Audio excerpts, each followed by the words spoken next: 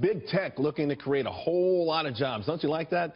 The only problem, though, won't be here. And that, in this case, Jeff Bezos announcing an additional $3 billion in investment in India to help that country create jobs over there.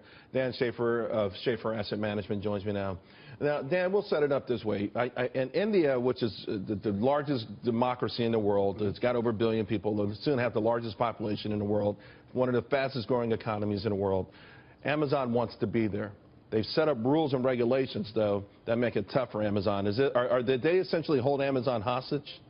Well, I don't know if they're going to hold them hostage, but they're trying to get... I mean, is this $3 billion sort of ransom to be able to play in the country? Well, I would think that something is going on because $3 billion is a lot of money. He started at $2 billion, and he's adding another $3 billion. So something is going on to keep them there and make them bigger in India. Now, again, the population's growing. They have more access to the Internet. There's more buying going on. Again, more people.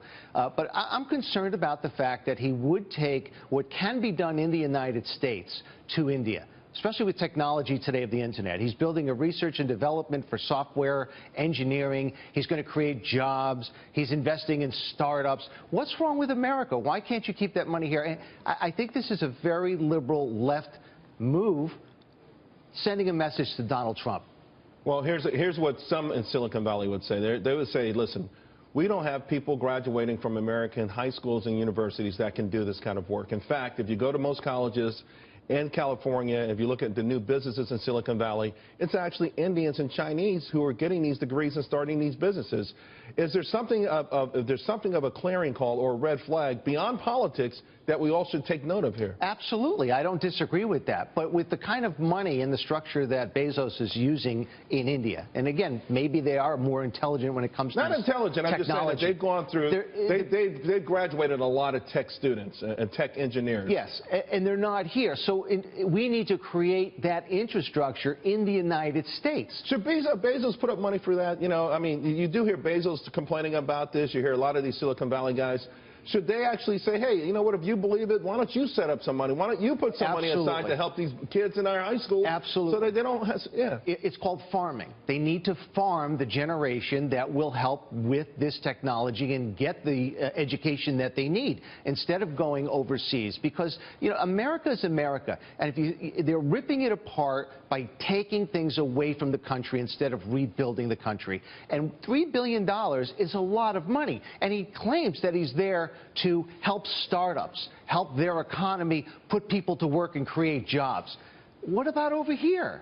No, doesn't make sense. You're an investor, right? You're a professional investor. You invest a lot of money for a lot of people. By the way, I do not own Amazon stock. All right. Now, here's the thing, though. America is just a tiny part of the global economy. Global, you know, where do these companies draw the line? Because they do want to sell their products in other countries also.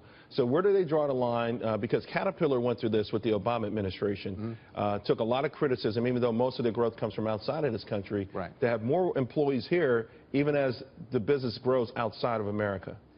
There's nothing wrong with that. Keep your center, keep the focus in the United States with technology. Like I said before, Charles, I mean, I operate my business. I could deal with people anywhere in the world from where I am. It doesn't matter. I don't have to be in India and build an infrastructure well, you there. need fulfillment centers and things like that. I do not disagree with fulfillment centers. Of course, you're selling products. You need to ship them and have a place where they go. But as far as the backbone and the corporate management of these companies, I believe, and you just said, you know, America's small. No, America is big. The dollar is the strongest, you know, currency. No, I'm just saying we're less than 10% of the world's population. If you're selling gadgets, you like to sell it to 5 billion people as opposed to only 300 million. But here's my point too, and I think this does underscore what Donald Trump is saying. We should have more aggressive policies in America to force companies to do more things like India did with Amazon, ultimately. Is that, well, of course, and it all deals in with the tax structure and helping the companies in this country give money to help educate, grow the population. We got to go. To be able to buy the goods. Anyway, thanks for having me. I appreciate it. You got it, buddy. Thanks a lot.